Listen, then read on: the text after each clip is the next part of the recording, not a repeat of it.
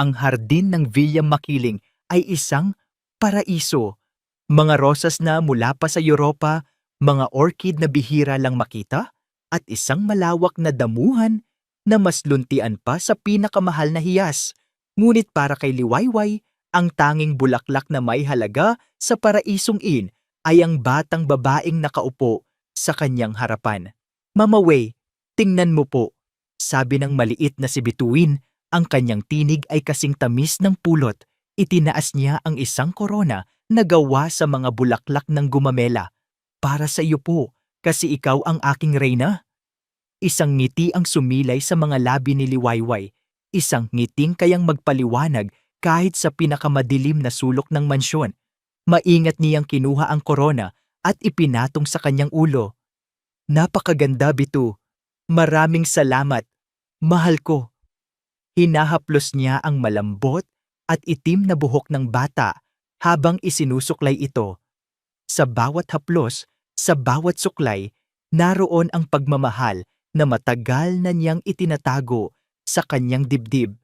6 na taon. 6 na taon na siyang nagsisilbi bilang katulong sa Villa Makiling. Ngunit sa puso niya, 6 na taon na siyang ina sa batang ito. Si Bituin, ang kanyang bituin, ang tanging liwanag sa buhay niyang matagal nang binalot ng dilim ng nakaraan. "Mama Way, kapag lumaki po ako, gusto ko maging katulad mo," patuloy ng bata, habang ipinipikit ang mga mata at ninanamnam ang haplos ni Liwayway. Napatigil si Liwayway. "Nako, wag naman, Bitu. Maging mas higit ka sa akin. Maging isang doktora o isang abogada. Maging kahit anong gusto mo. Pero masaya ka naman po, di ba?" tanong ng bata na may bahid ng pagtataka sa tinig. Ngumiti si Liwayway, isang ngiting hindi umabot sa kanyang mga mata. "Masaya ako dahil kasama kita." Iyon ang katotohanan. Sa malawak at malalamig na mansyon ng mga imperyal, kung saan ang amo niyang si Bughaw Imperial ay kasing lamig ng marmol na sahig nito, si Bituin ang kanyang init. Si Bituin ang kanyang tahanan. Nang matapos niyang tirintasin ang buhok ng bata, hinalikan niya ito sa noo. "Ayan, ang ganda-ganda na ng prinsesa. Tara, maglaro tayo ng habulan." Tumawa ng malakas si Bituin, isang tunog na para kay Liwayway ay musika.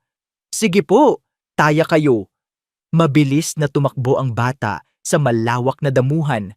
Ang kanyang puting bestida ay parang isang paru-paro na lumilipad sa gitna ng mga bulaklak. Hinabol siya ni Liwayway. Ang kanilang mga halakhak ay umaaling-awngaw sa hardin. Isang masayang ingay na bihirang marinig sa loob ng Villa Makiling. "Mahuhuli na kita," sigaw ni Liwayway, kunwari pagod na. Lumingon si Bituin, tumatawa pa rin. "Ang bagal niyo po, Mama Way." Ngunit sa isang iglap, ang tawa ay naputol.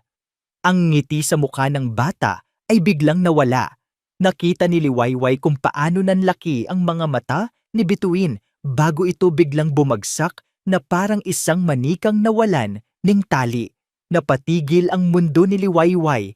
Ang suklay na hawak niya ay nahulog sa damuhan. Ang tanging naririnig niya ay ang malakas na kabog ng kanyang dibdib. "Bituin!"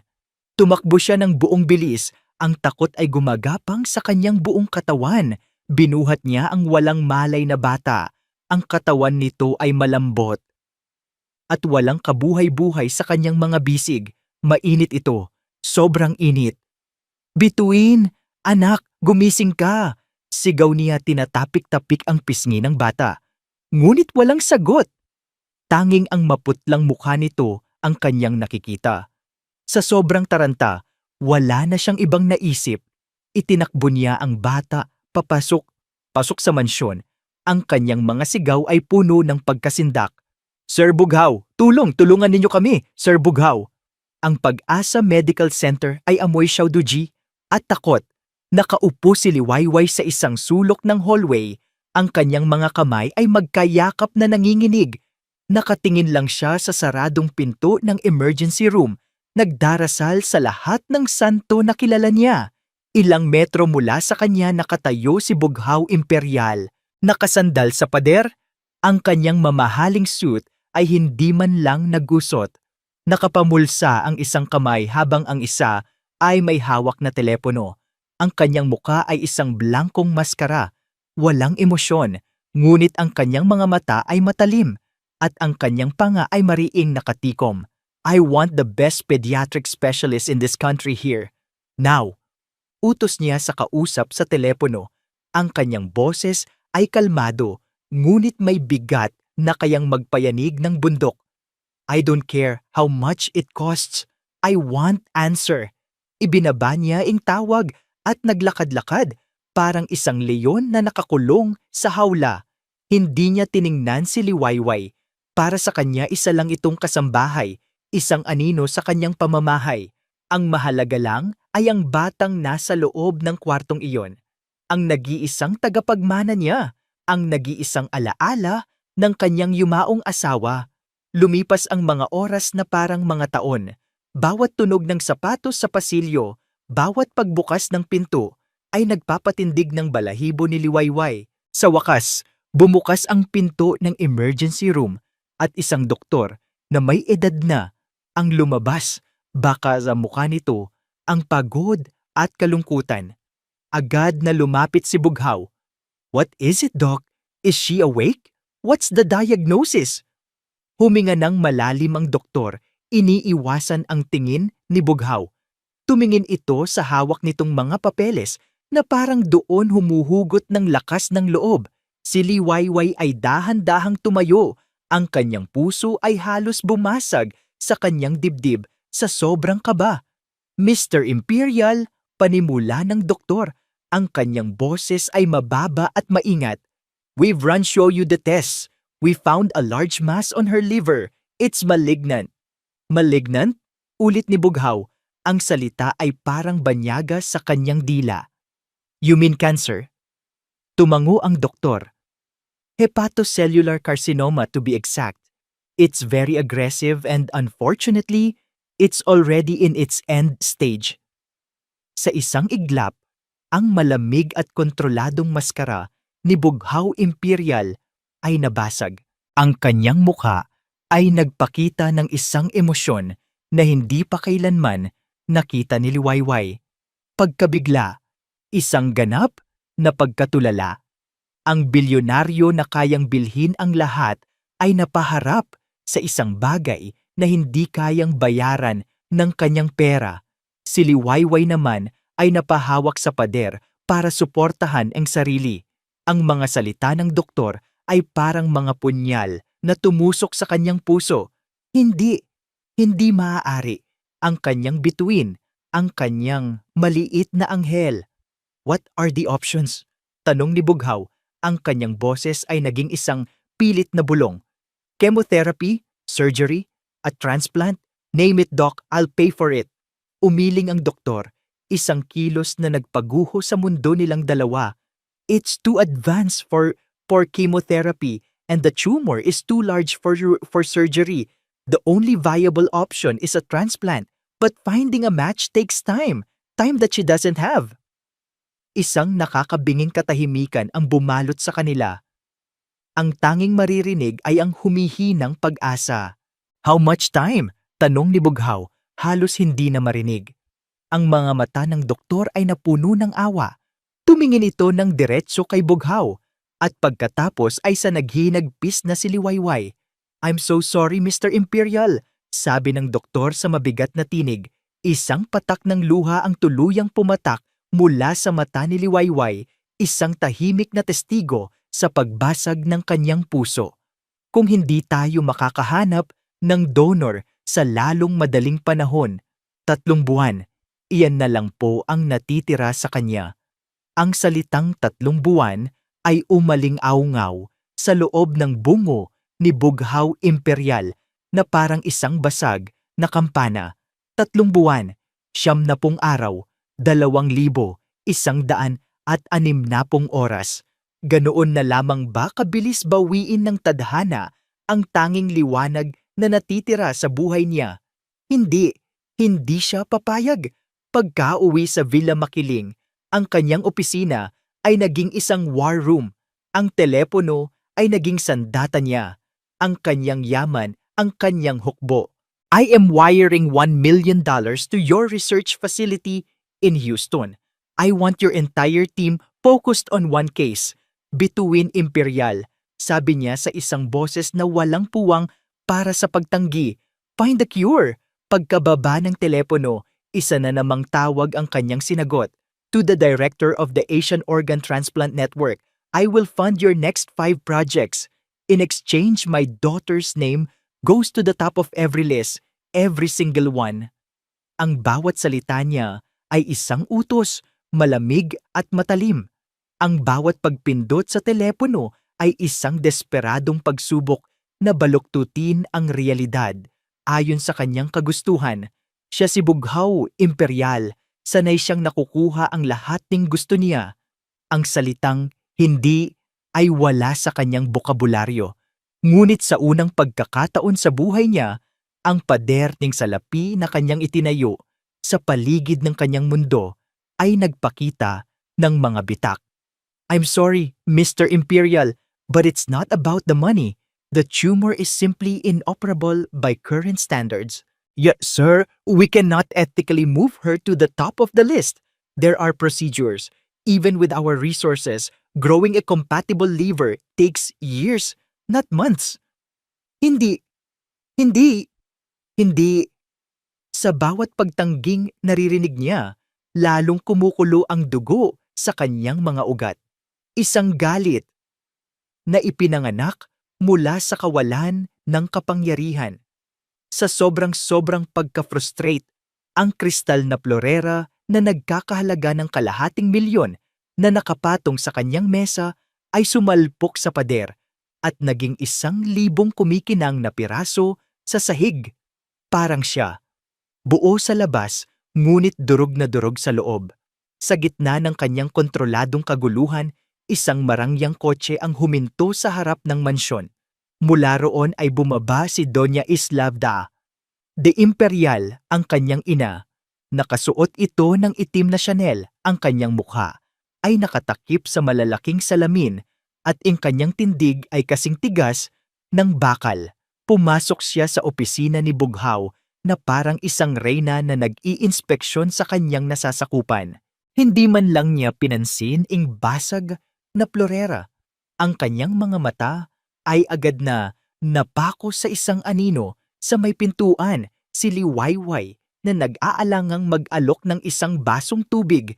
Anong ginagawa ng babaeng yan dito? Tanong ni Doña Isla, ang kanyang boses ay may bahid ng pagkasuklam. Hindi ba't dapat ay nasa kusina lang siya kung saan siya nababagay? She's taking care of Bituin, Mama. Sagot ni Bughaw, walang ganang makipagtalo. Kaya naman pala, masyado mong binibigyan ng muka ang mga utusan. Bughaw, look what happened, sabi ng matanda. Umupo sa isang silya na parang trono. I heard the news. I've already called our PR team. We need a media blackout. Hindi dapat malaman ng publiko ang kahinaan ng isang imperial. Napatingin si Bughaw sa kanyang ina, hindi makapaniwala. Ang apo nito ay nag-aagaw buhay, ngunit ang inaalala nito ay ang reputasyon ng pamilya. Wala akong pakialam sa media, Mama. Ang anak ko ang mahalaga. And that is your weakness, Gan. Bon bagyo jua at ganti ni Doña Isla. You let emotions cloud your judgment, just like your father. Pagkatapos ay tumingin itong muli kay Liwayway, at lalo na huwag kang magtitiwala sa mga taong hindi natin kauri. Ang mga salita ng kanyang ina ay tumagos sa hangin, ngunit wala itong epekto kay Bughaw. Ang isip niya ay nasa iisang bagay lamang, ang paghahanap ng solusyon. Habang ang hari ng Villa Makiling ay abala sa pakikipagdigma sa telepono, isang anino ang tahimik na umalis sa mansyon. Si Liwayway na may suot na simpleng damit at takip sa mukha ay sumakay ng jeep papunta sa Pag-asa Medical Center. Sa sarili niyang bulsa, kinuha niya ang lahat ng kanyang ipon, ilang libong piso na pinaghirapan niya ng ilang taon. Lumapit siya sa isang nurse sa laboratorio. Miss, gusto ko po sanang magpates, sabi niya sa mahinang boses, para po malaman kung compatible ako para sa liver donation. Tiningnan siya ng nurse mula ulo hanggang paa. Mahal po ang mga ganitong test, ma'am. Kahit magkano po. Babayaran ko. Pakiusap ni Liwayway, inilabas ang lukot-lukot na pera. Para po ito sa isang batang kailangang-kailangan ng tulong. Pagsapit ng hating gabi, ang Villa Makiling ay nabalot na sa katahimikan. Ngunit para kay Bughaw, ang katahimikan ay mas nakabibingi. Binitawan niya ang kanyang telepono at dahan-dahang naglakad papunta sa silid ni Bituin. Ang kanyang anak ay mahimbing na natutulog, ngunit ang balat nito ay mas maputla kaysa dati. May nakakabit na IV drip sa munting kamay nito. Umupo si Bughaw sa gilid ng kama, isang bagay na matagal na niyang hindi ginagawa. Maingat niyang hinawakan ang kamay ng anak, takot na baka magising ito. Dito, sa dilim ng silid, sa ilalim ng liwanag ng buwan na tumatagos sa bintana, ang lahat ng kanyang galit ay nawala. Ang natira ay isang dalisay at napakatinding takot. Isang takot na hindi kayang puksain ng kahit gaano karaming pera. Tinitigan niya ang payapang mukha ni Bituin. Ang mga pilik mata nito, ang maliit na ilong, ang mga labi, lahat ay paalala ng babaeng minahal niya ng higit pa sa kanyang buhay. At ngayon pati ba ang huling alaala niya ay kukunin din sa kanya? Hindi niya namalayan, isang mainit na likido ang pumatak mula sa kanyang mata at tumulo sa kamay ng natutulog na bata. Isang luha, tapos isa pa, hanggang sa ang bilyonaryong hindi kailanman yumuyuko sa kahit sino ay tahimik nang humahagulgol sa tabi ng kanyang anak. Ang kanyang mga balikat ay nanginginig sa sakit na hindi niya kayang aminin kahit sa sarili niya. Sa kabilang dako ng lungsod, sa maliit na kwarto ng mga katulong sa Villa Makiling, biglang nagring ang telepono ni Liwayway. Nanginginig niyang sinagot ito. Ang puso niya ay kumakabog ng malakas. Hello?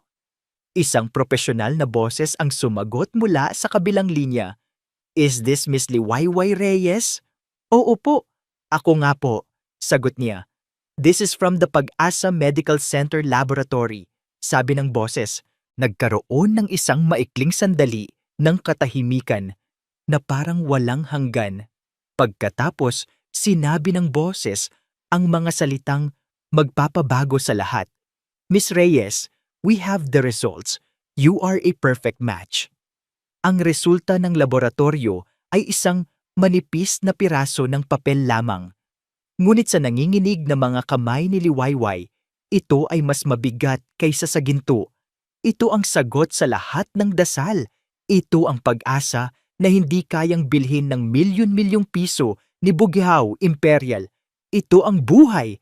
Pagkatapos ng tawag, buong gabi siyang hindi nakatulog.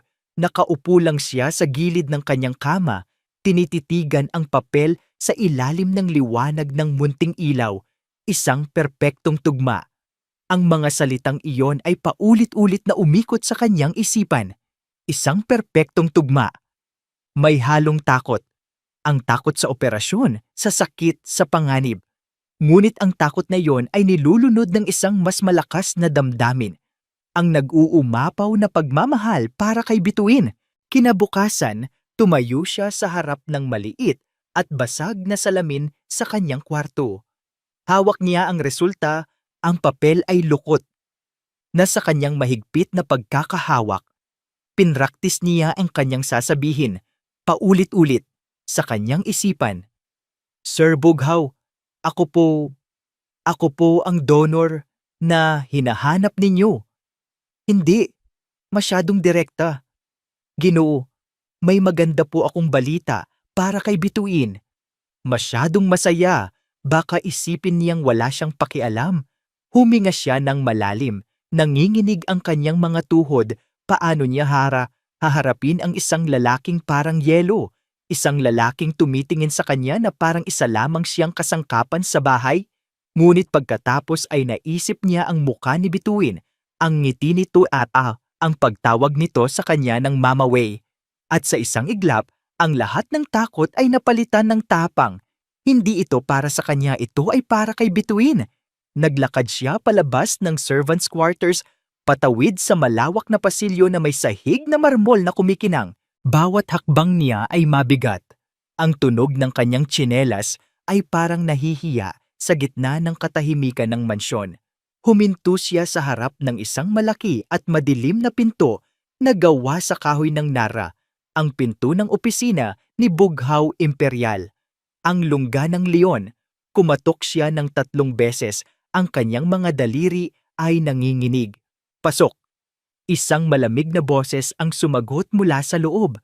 Dahan-dahan niyang pinihit ang seradura at pumasok. Ang amoy ng mamahaling tabako at lumang libro ay sumalubong sa kanya. Ang silid ay madilim, tanging ang ilaw mula sa isang desk lamp ang nagbibigay liwanag. At sa likod ng malaking mesa, nakaupo si Bughaw. Ang kanyang mukha ay nababalutan ng anino. Nag-aapoy ang dulo ng kanyang sigarilyo na parang isang mata ng demonyo sa dilim. Anong kailangan mo? Tanong ni Bughaw, hindi man lang inaalis ang tingin sa mga dokumentong nasa kanyang harapan. Lumunok si Liwayway. Sir Bughaw, may mahalaga po sana akong sasabihin. Sa wakas, itinaas niya ang kanyang tingin. Ang mga mata niya ay pagod at malamig, ngunit may talim na kayang tumusok sa kaluluwa. Kung tungkol ito sa sweldo mo, sabihin mo sa mayordoma. Hindi po sir, sabi ni Liwayway, humakbang palapit. Ang kanyang puso ay dumadagundong sa kanyang dibdib. Tungkol po ito kay Bituin. Doon lang siya nakakuha ng buong atensyon nito. Ibinaling ni Bughaw ang kanyang upuan paharap sa kanya.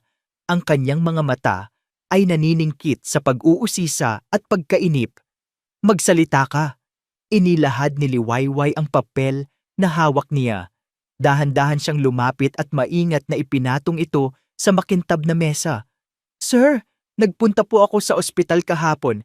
Nagpa-test po ako para malaman kung pwede po ako. Kinuha ni Bughaw ang papel. Ang kanyang mga mata ay mabilis na binabasa ang mga teknikal na salita. Nakita ni Liwayway ang bahagyang panlalaki ng kanyang mga mata nang mabasa niya ang konklusyon. Perfect match. Isang sandali ng katahimikan. Sa sandaling iyon, umasa si Liwayway. Nag-abang siya ng kahit anong senyales. Isang salita ng pasasalamat. Isang buntong hininga ng ginhawa. Umasa siyang makikita nito ang alok na buhay na nasa kanyang harapan. Ngunit ang nakita niya ay isang dahan-dahang pagbabago sa mukha ni Bughaw. Ang pag-asa ay napalitan ng pagdududa. Ang pagdududa ay naging isang malamig na pangungutya. Isang mapaklang tawa ang kumawala sa mga labi ni Bughaw. Isang tawang walang saya, puno ng pang-iinsulto. Isang perpektong tugma, sabi niya, na parang isang biro ang lahat. Itinapon niya ang papel pabalik sa mesa na parang isa itong basura. Hindi ko inaasahan, napakagaling. Nagtaka si Liwayway. Sir, tumingin si Bughaw sa kanya. Ang kanyang mga mata ay puno ng paghamak. Sabihin mo sa akin, Liwayway, anong laro ito? Isang matalinong paraan para makakuha ng promosyon? O baka naman mas malaki ang gusto mo? Ang bawat salita ay isang sampal.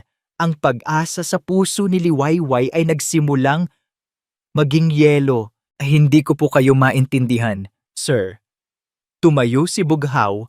Ang kanyang taas at kapangyarihan ay tila pinuno ang buong silid. Naglakad siya palapit sa kanya. Ang kanyang mga mata ay hindi bumibitaw. Oh, I think you do, sabi niya. Ang kanyang boses ay isang mapanganib na bulong. Nakita mo kung gaano ako kadesperado. Nakita mo na handa akong magbayad ng kahit magkano para sa anak ko.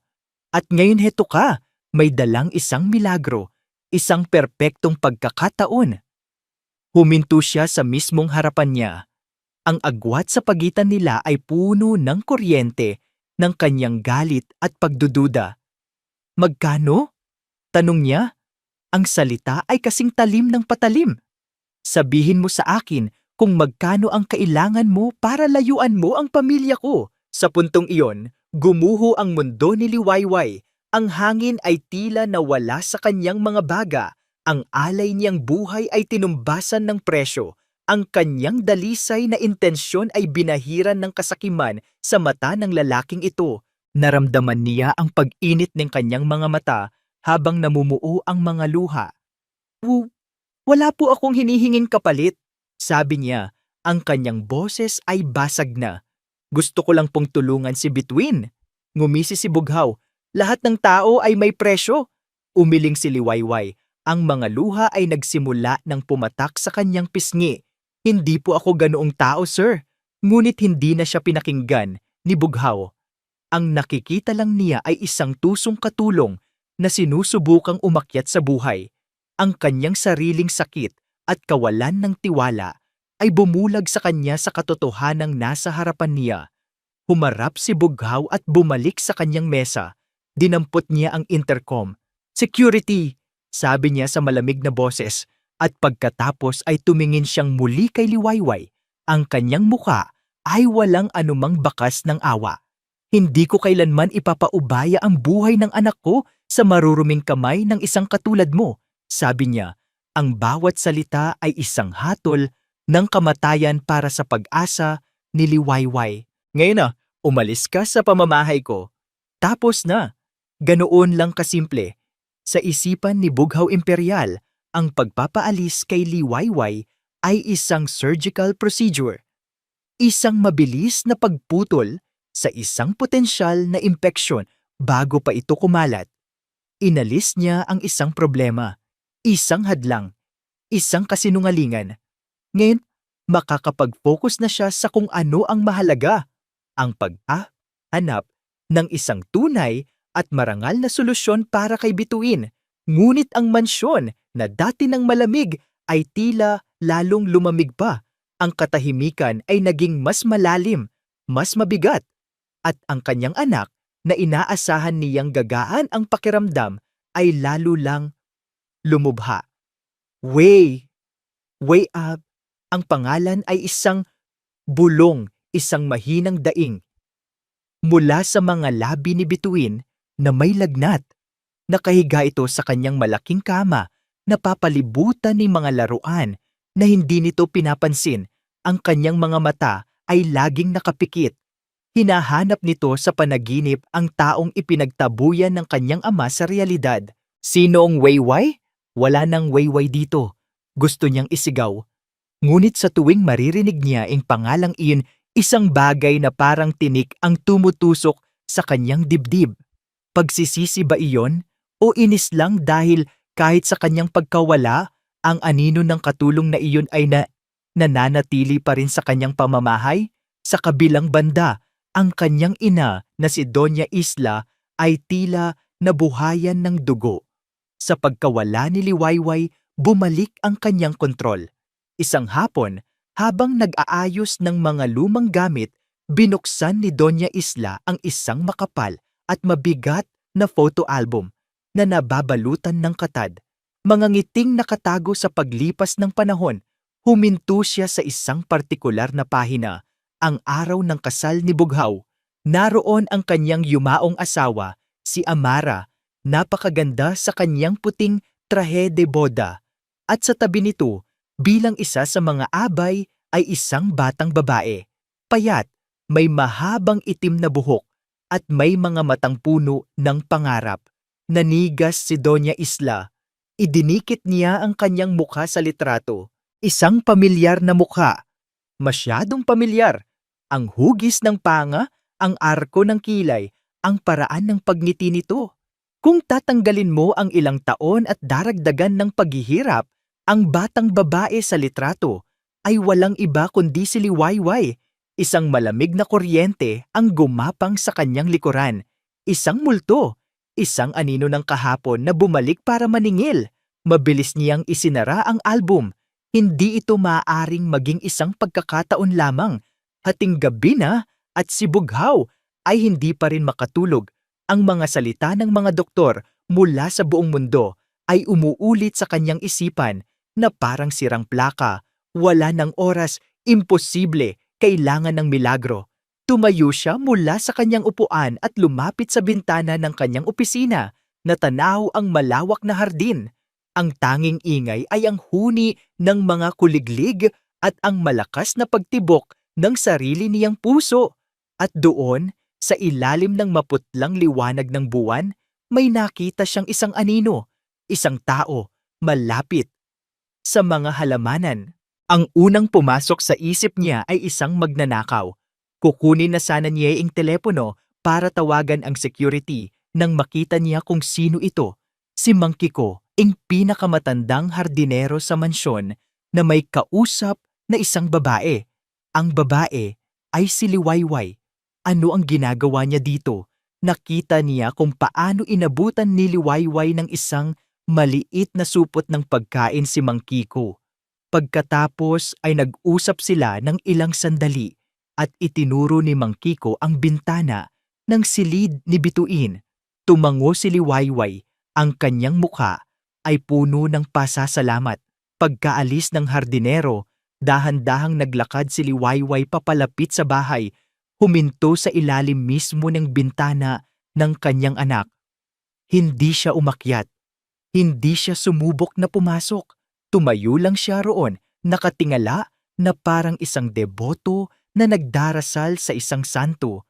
At pagkatapos, sa katahimikan ng gabi, nagsimula siyang kumanta. Isang oyayi, isang pamilyar na himig na matagal nang hindi naririnig ni Bughaw.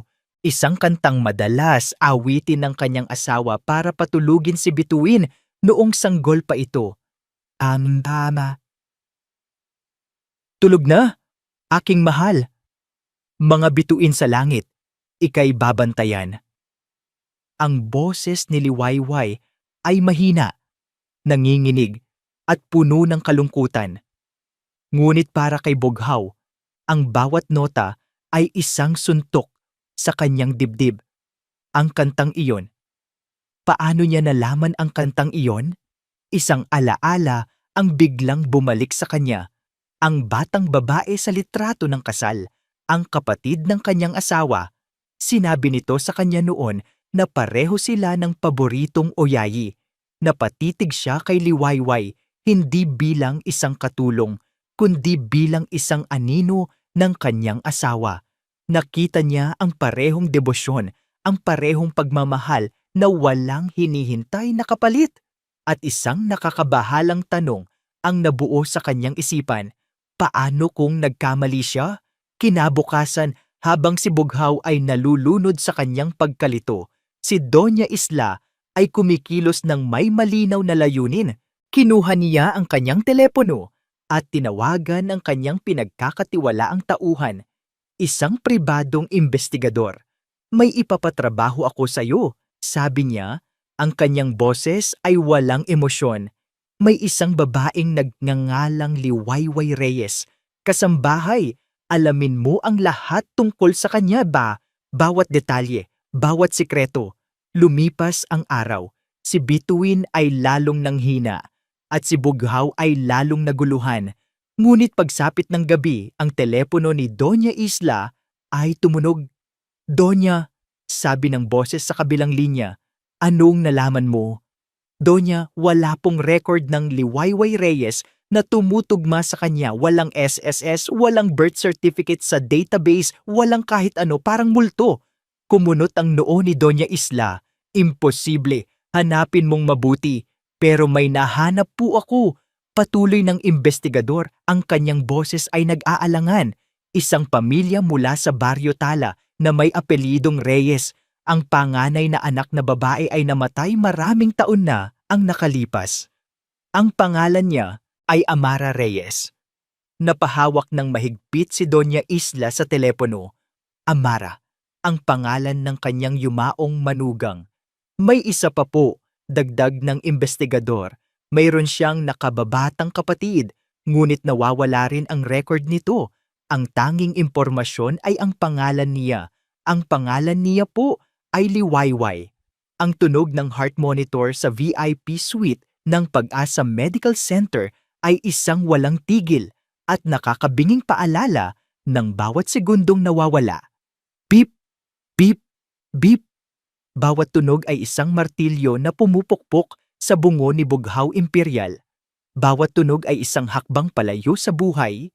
Ang kanyang anak na si Bituin ay nakahiga sa kama, balot ng puting kumot na halos hindi na makita sa dami ng mga aparatong nakakabit sa munting katawan nito. Ang balat nito ay may kulay na manilaw-nilaw, isang malagim na tanda na ang atay nito ay sumusuko na. Ang dati nitong masiglang mukha ay ngayon ay payat at walang kulay. Mr. Imperial, her bilirubin levels are critical, sabi ng doktor. Ang kanyang mukha ay seryoso at walang mabuting balita. Her liver is failing rapidly, mas mabilis kaysa sa inaasahan natin. Nakatayo si Bughaw sa paanan ng kama, ang kanyang mamahaling suit ay gusot, ang kanyang buhok ay magulo. Ilang araw na siyang hindi umuuwi. Ang kanyang war room ay inilipat na dito sa ospital. Ang kanyang mga utos sa telepono ay mas naging desperado. Ngunit, ang pader ng salapi ay tuluyan ng gumuho. Wala ng expert sa mundo ang makakapagbigay sa kanya ng sagot na gusto niyang marinig. Anong ibig mong sabihin? Tanong ni Bughaw. Ang kanyang boses ay garalgal at pagod. Ang sabi ninyo may 3 buwan kami. Umiling ang doktor. Iyon ang initial prognosis, ngunit ang cancer ay hindi sumusunod sa timetable. Mr. Imperial, ang pinag-uusapan na lang natin ngayon ay hindi na buwan. Huminto ito sandali na parang naghahanap ng tamang salita. Linggo. Kung aabutin pa tayo ng linggo. Linggo! Ang salita ay parang isang bomba na sumabog sa loob ng silid. Ang bip-bip ng monitor ay tila bumilis o baka ang puso lang ni Bughaw ang bumibilis. Tumingin siya sa kanyang anak pagkatapos ay sa doktor. Ang kanyang mga mata ay nagbabaga sa galit at pagtanggi. Gawin ninyo ang lahat. Sigaw niya. Sa unang pagkakataon ay nawalan ng kontrol. You are the best doctors. This is the best hospital. I am paying you millions. Do something. Ngunit ang tanging naisagot ng doktor ay isang malungkot na pagtingin at mga salitang kasing bigat ng tingga. Wala na tayong oras, Mr. Imperial, kung walang magaganap na transplant sa lalong madaling panahon, ngayon na o hindi na kailanman. Pagkaalis ng doktor, naiwan si Bughaw sa nakakabinging katahimikan ng silid na binabasag lang ng tunog ng mga makina. Tinitigan niya ang kanyang anak. Ang kanyang munting bituin na unti-unti nang nawawalan ng liwanag. Ang lahat ng kanyang kayabangan, ang lahat ng kanyang kapangyarihan, ang lahat ng kanyang pera, lahat ay walang silbi. Para siyang isang hari na may malawak na kaharian, ngunit hindi kayang iligtas ang nag-iisang prinsesa nito. Siya ay makapangyarihan sa lahat, ngunit sa harap ng kamatayan, siya ay isang pulubi.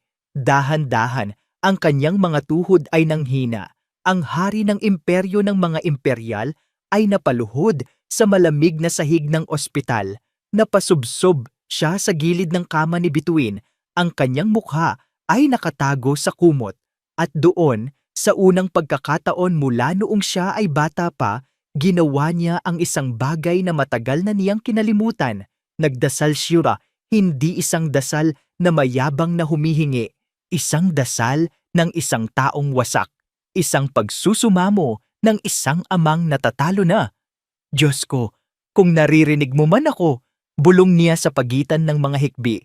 Pakiusap, huwag mo siyang kunin sa akin, ibabalik ko ang lahat. Ang pera, ang kumpanya, lahat. Mabuhay lang siya. Pakiusap. Bigyan mo ako ng isang pagkakataon. Isang milagro. Habang ang kanyang mga balikat ay nanginginig sa tahimik na pag-iyak, isang muka ang biglang pumasok sa kanyang isipan. Isang muka na may mga matang puno ng sinseridad. Isang muka na ipinagtabuyan niya. Liwayway, ang babaeng nag-alok sa kanya ng buhay.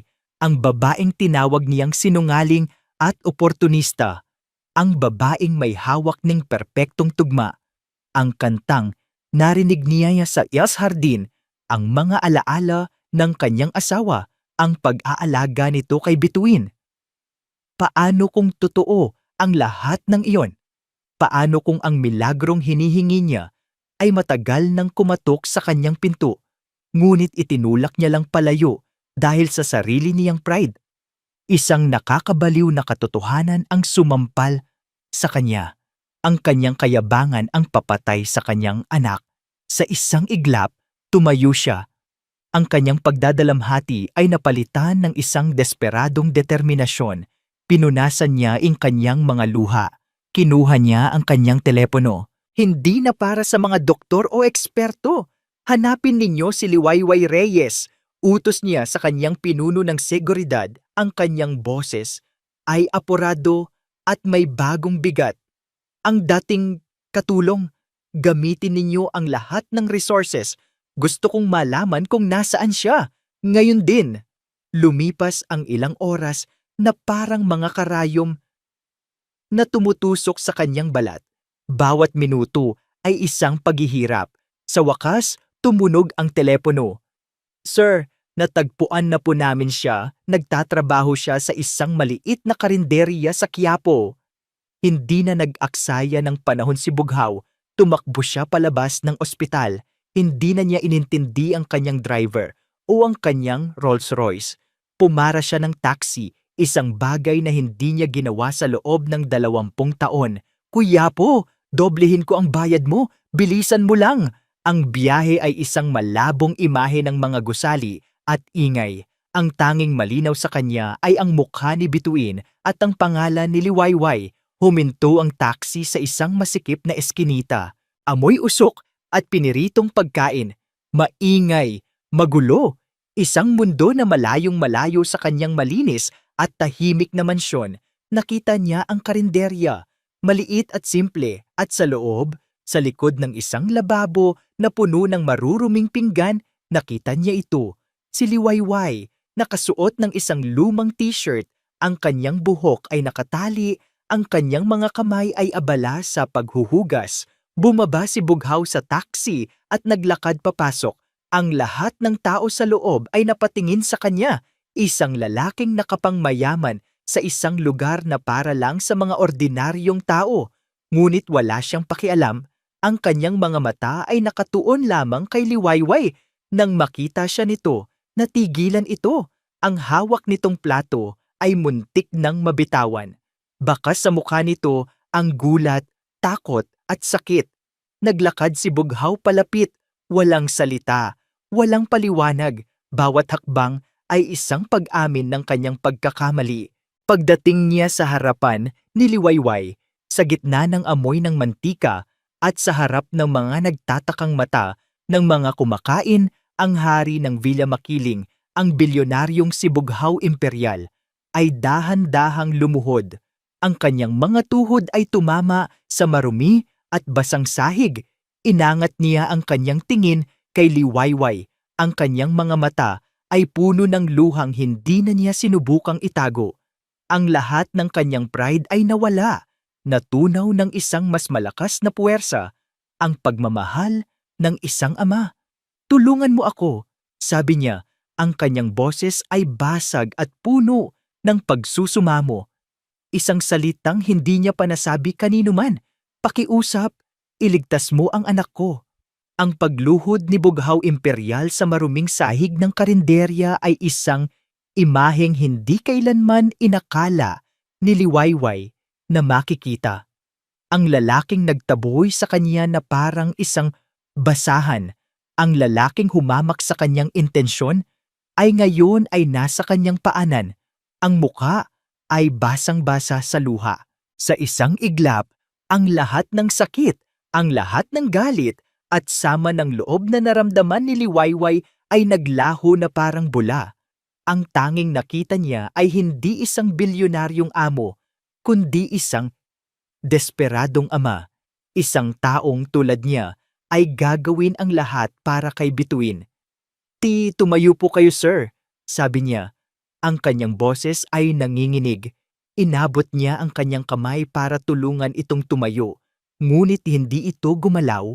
Hindi ako aalis dito hanggat hindi ka pumapayag, sabi ni Bughaw. Ang kanyang boses ay puno ng determinasyon. Isang malungkot na ngiti ang sumilay sa lalabi ni Liwayway. Kahit kailan po ay hindi naman ako tumanggi. Sa mga salitang iyon, ang tensyon sa mga balikat ni Bughaw ay tila nabawasan. Dahan-dahan itong tumayo, ang kanyang mga mata ay hindi bumibitaw sa kanya. Puno ng isang emosyon na hindi pa niya nakikita rito dati. Pasasalamat. Ang mga sumunod na oras ay isang mabilis at organisadong pagkilos. Ang kapangyarihan ni Bughaw na dati ay ginamit niya sa galit ay ngayon ay ginamit niya ng may malinaw na layunin. Isang private jet ang inihanda. Isang team ng mga doktor mula sa Singapore kung saan mas maluwag ang batas sa organ donation mula sa non-relatives ay naka-standby na. Sa loob lamang ng ilang oras, si Liwayway ay nadala mula sa isang simpleng karinderya pabalik sa mundo ng yaman at pribilehiyo. Pagdating nila sa ospital, diretso sila sa kwarto ni Bituin.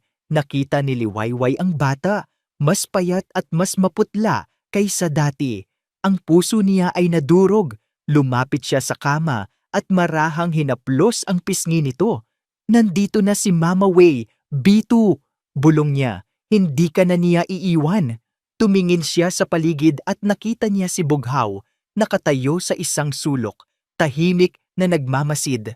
Ang dating aroganteng tindig nito ay napalitan ng isang pag-aalinlangan na parang hindi nito alam kung saan ito lulugar sa sarili nitong kaharian.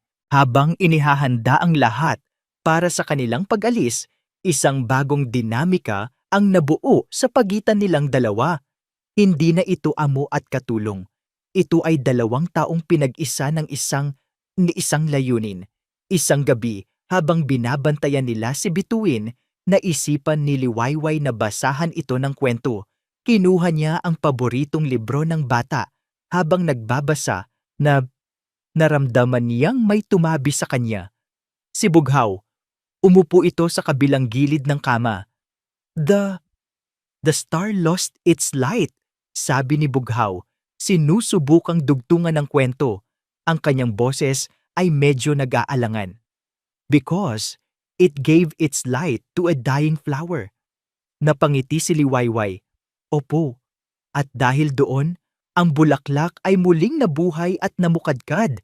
At ang ganda nito ay naging liwanag na rin para sa buong hardin.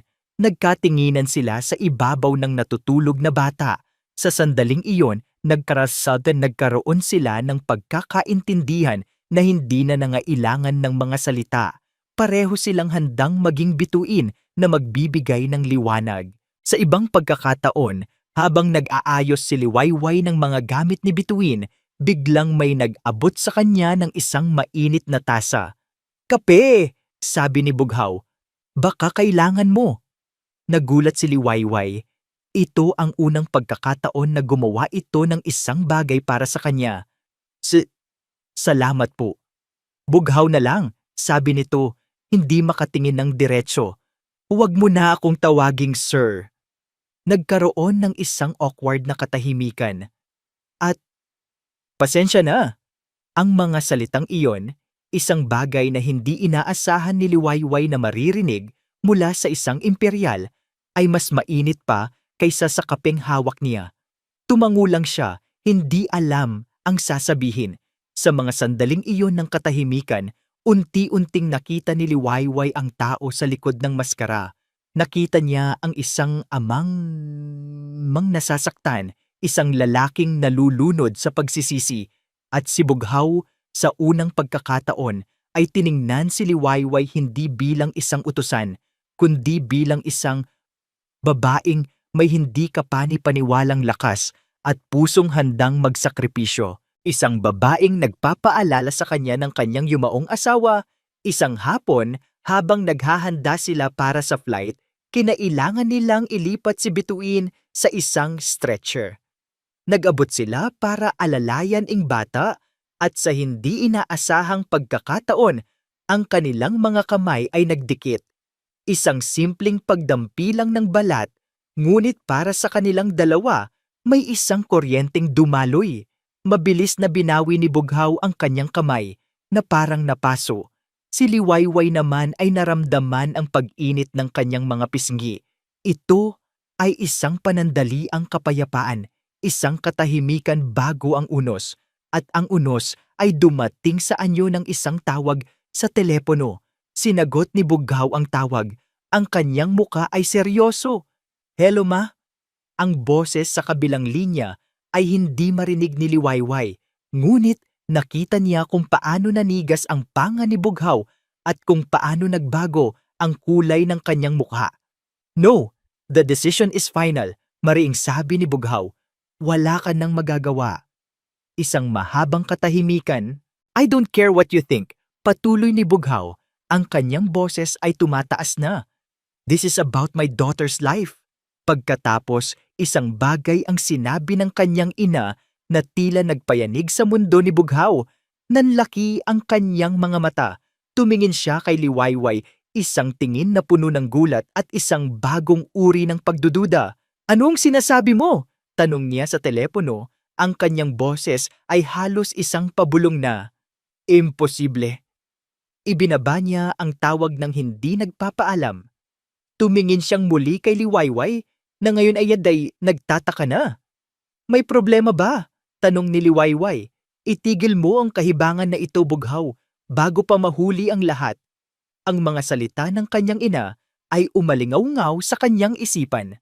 Hindi sumagot si Bughaw. Ang namuong tiwala sa pagitan nila ay biglang nagkaroon ng lamat. Nang gabing iyon, handa na ang lahat. Nasa private hangar na sila sa paanan ng isang eroplano na magdadala sa kanila patungo sa Pag-asa. Si Bituin, na natutulog dahil sa gamot, ay nasa mga bisig ni Liwayway. Tinitingnan sila ni Bughaw.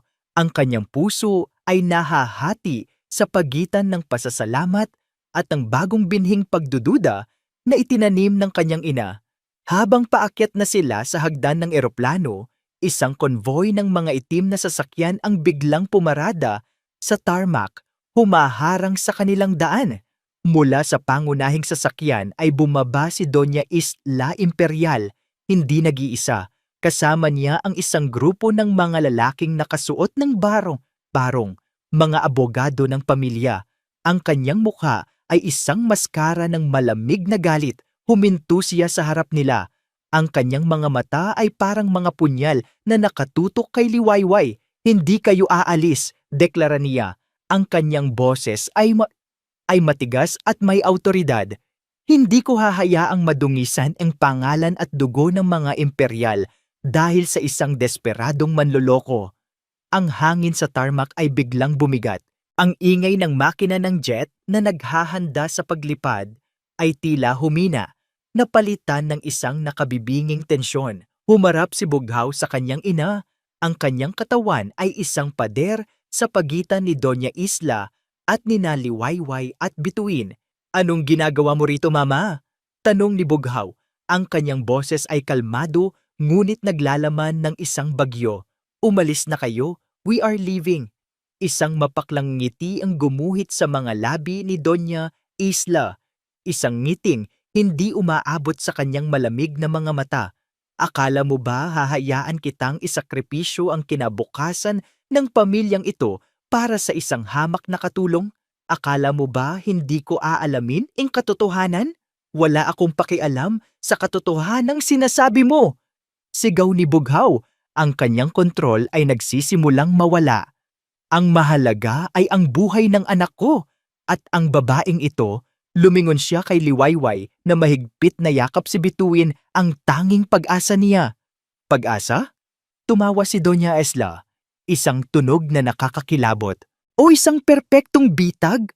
Bughaw, anak ko, binulag ka ng iyong desperasyon. Hindi mo ba nakikita? Ang lahat ng ito ay isang plano. Isang napakagaling na plano." "Anong pinagsasabi mo?" Hindi sumagot si Doña Isla. Sa halip, lumingon ito sa isa sa mga abogado nito at nagbigay ng isang senyas. Lumapit ang abogado. May dalang isang malaking brown envelope. "Tingnan mo!" Utos ni Doña Isla habang inihahagis ng abogado ang envelope sa paanan ni Bughaw. "Tingnan mo ang katotohanan tungkol sa babaeng pinagkakatiwalaan mo. Ang mga papel ay kumalat sa sementadong sahig, mga litrato, mga dokumento. Nag-atubili si Bughaw. Isang bahagi niya ay gustong talikuran ang lahat ng ito at sumakay na lang sa eroplano. Ngunit ang tingin sa mga mata ng kanyang ina, isang tingin ng ganap na katiyakan, ay pumigil sa kanya. Nanginginig ang kanyang mga kamay habang yumuyuko siya para pulutin ang isang papel. Isa itong kopya ng birth certificate. Ang mga mata niya ay mabilis na hinanap ang pangalan, Liwayway Reyes, pagkatapos ang mga pangalan ng magulang, Ricardo Reyes, Elena Reyes. Walang ibig sabihin sa kanya ng mga pangalang iyon. Tumingin siya sa kanyang ina, naguguluhan, ngunit itinuro ni Doña Isla ang isa pang dokumento, isang marriage certificate, ang kasal niya at ni Amara. At sa ilalim ng pangalan ni Amara, nakalista ang mga pangalan ng mga magulang nito, Ricardo Reyes, Elena Reyes. Naniga si Bughaw. Ang dugo sa kanyang mga ugat ay tila naging yelo.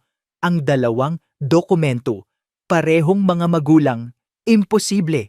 Dinampot niya ang isang lumang litrato, isang larawan ng pamilya, isang masayang pamilya sa Baryo Tala. Naroon si Ricardo at Elena at naroon ang dalawang magkapatid na babae.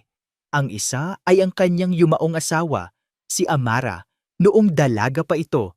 At ang isa, ang mas bata, na may parehong mga mata at ngiti, ay si Liwayway.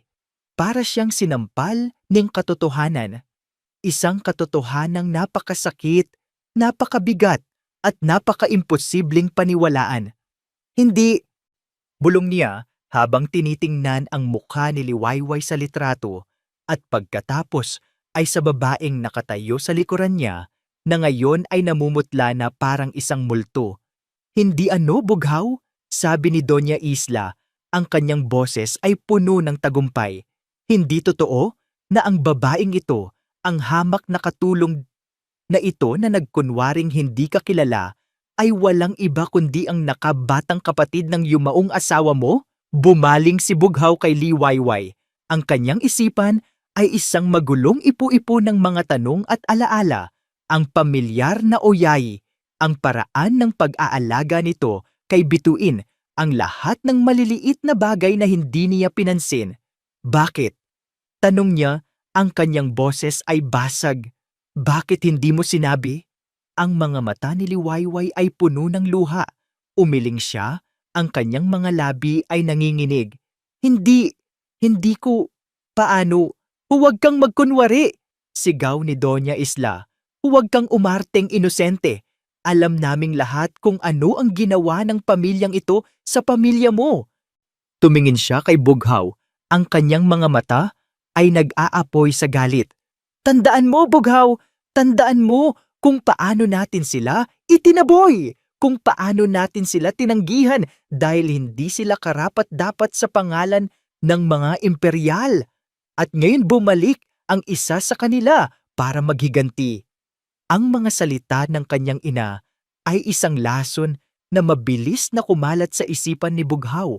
Ang sakit ng pagkawala ng kanyang asawa, ang galit sa pamilya nitong bigla na lang nawala, ang pride ng kanyang pangalan, lahat ay nagsama-sama at naging isang bulag na puot. Ang pagmamakaawa sa mukha ni Liwayway ay hindi na niya nakita bilang pagsusumamo, kundi bilang isang pagkukunwari. Ang kanyang mga luha hindi bilang sakit, kundi bilang sandata ng isang manloloko. Ang kanyang alok na buhay hindi bilang sakripisyo, kundi bilang ang huling hakbang sa isang napakatagal ng binalak na paghihiganti. Tumingin siya mula sa namumutlang mukha ni Liwayway pababa sa natutulog na si Bituin, ang kanyang sariling anak, ang kanyang sariling dugo, na ngayon ay ginagamit na piin sa isang masalimuot na laro. Ang tiwalang unti-unting nabuo sa pagitan nila sa ospital ay gumuho at naging abo. Ang saglit na kapayapaan ay naging isang napakalaking digmaan sa kanyang puso. Ginamit niya ang sarili nating dugo para sirain tayo. Sigaw ni Doña Isla. Ang kanyang boses ay umalingaw-ngaw sa buong tarmac, isang huling suntok na tumapos sa lahat. Pinalabas niyang katulong siya para makapasok sa buhay natin at kunin ang lahat. Ang mga salita ni Doña Isla ay parang mga kidlat na gumuhit sa madilim na langit, at ang bawat kidlat ay tumama ng diretso sa puso ni Liwayway. Ang sikretong iningatan niya ng 6 na taon, ang bigat na pinasan niya sa kanyang dibdib, ay ngayon ay nakaladlad na sa harap ng lahat, binaluktot at ginawang isang kasuklam-suklam na kasinungalingan. Tumingin siya kay Bughaw, naghahanap ng kahit katiting na pag-unawa, isang sinag ng tiwala sa mga mata nito. Ngunit ang nakita niya ay isang estranghero. Ang lalaking lumuhod sa kanyang harapan, ilang araw lang ang nakalipas, ay nawala na. Ang pumalit dito ay isang bughaw na puno ng puot. Ang kanyang mga mata ay isang malamig at madilim na karagatan ng pagtataksil. "Bughaw, pakinggan mo ako, pakiusap," sabi niya. Ang kanyang boses ay isang pabulong na pagsusumamo. Hindi totoo ang sinasabi niya. Ngunit ang kanyang mga salita ay parang hangin lamang na dumaan. Kinuha ni Bughaw si Bituin mula sa kanyang mga bisig. Ang pagkawala ng bigat ng bata ay mas mabigat pa kaysa sa anumang pasanin. Pakiramdam niya ay kinuha ang kanyang puso mula sa kanyang dibdib. "Isa kang ahas," sigaw ni Bughaw. Ang kanyang boses ay garalgal sa pinaghalong sakit at galit. Bawat salita ay isang latigo na humahagupit sa kanyang kaluluwa. "Isang demonyo na nagbabalat kayo. Ginamit mo ang kahinaan ko. Ginamit mo ang sarili mong pamangkin. Hindi," isigaw ni Liwayway. Ang kanyang pagtanggi ay nilamon ng ingay ng papalakas na hangin. "Mahal ko siya. Mahal na mahal ko si Bituin." "Pagmamahal?" tumawa si Bughaw, isang tawang puno ng pait. "O paghihiganti? Sabihin mo sa akin, Iwayway, o kung anuman ang tunay mong pangalan, bahagi ba ito ng plano? Inghayaang magkasakit si Bituin hanggang sa halos mamatay na siya para ikaw maging tanging pag-asa? Para makuha mo ang lahat?" Ang akusasyon ay napakabigat, napakasama, na hindi na makahinga si Liwayway. Paano? Paano niya naisip ang ganoong bagay? Ang sakit ay napakatindi na parang gusto na lang niyang matumba. Ngunit nanatili siyang nakatayo, umaasa pa rin. Tumingin siya kay Bughaw, ang kanyang mga mata ay nagmamakaawa. "Bughaw, ang nakaraan, ang ginawa ng pamilya mo sa pamilya namin, wala na sa akin iyon. Ang mahalaga lang ay si Bituin. Kailangan niya ako. Kailangan niya ang operasyon." "Hindi na," sagot ni Bughaw. Ang kanyang boses ay kasing lamig ng bakal. Lumingon siya sa piloto, cancel the flight. Pagkatapos ay bumaling siya sa kanyang mga security personnel. "Ihatid ninyo si Miss Imperial sa ospital. At siguraduhin ninyong ang babaeng ito." Tumuro siya kay Liwayway na parang isang basahan ay hindi na makakalapit sa kanya mo kahit kailan. "Huwag! Pakiusap!" Sigaw ni Liwayway, sinusubukang lumapit, ngunit hinarangan na siya ng 2 malaking lalaki. "Bughaw! Mamamatay siya! Mamamatay ang anak mo!" Huminto si Bughaw. Lumingon siyang muli sa kanya. Ang kanyang mukha ay isang perpektong maskara ng galit. "Mas gugustuhin ko pang mamatay siya kaysa ipaubaya ang buhay niya sa isang manlolokong katulad mo." Iyon na ang huling salita. Ang mga salitang iyon ang tuluyang pumatay sa lahat ng pag-asa sa puso ni Liwayway. Nakita niya kung paano sila tinalikuran ni Bughaw. Dala-dala si si Bituin. Nakita niya kung paano ngumisi ng may tagumpay si Doña Isla. Nakita niya kung paano umalis ang convoy ng mga sasakyan. Iinwan siyang mag-isa sa malawak at madilim na tarmac. At pagkatapos, bumuhos ang ulan. Malalaking patak ng malamig na ulan na parang ang langit mismo ay nakikidalamhati sa kanya. Ngunit hindi niya ito naramdaman. Ang sakit sa loob niya ay mas malamig pa. Napaluhod siya sa basang semento. Ang lakas na nagpatayo sa kanya kanina ay tuluyan nang nawala. Ang tanging nagawa niya ay umiyak. Isang iyak na walang tunog, isang iyak na mula sa pinakailalim ng kanyang wasak na kaluluwa. Nawala na ang lahat. Ang pagkakataong mailigtas ang kanyang pamangkin, ang pagkakataong maipaliwanag ang kanyang sarili, ang namumuong pag-asa na baka lang, meron silang isang pamilya.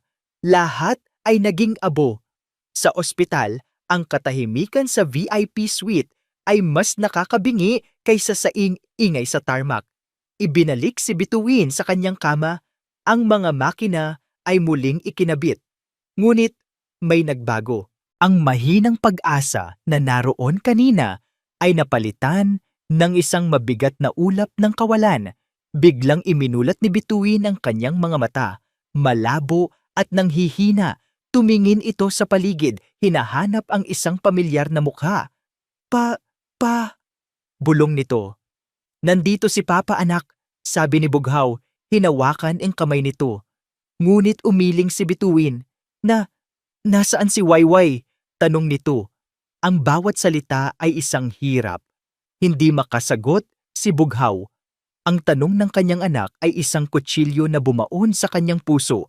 Ano ang sasabihin niya? Na ipinagtabuyan niya ang tanging taong makakapagligtas dito. Hindi alam ni Liwayway kung gaano siya katagal na nakaluhod sa ulan. Nang sa wakas ay makahanap siya ng lakas para tumayo. Ang kanyang mga damit ay basang-basa at ang kanyang katawan ay nanginginig sa ginaw. Walang direksyon.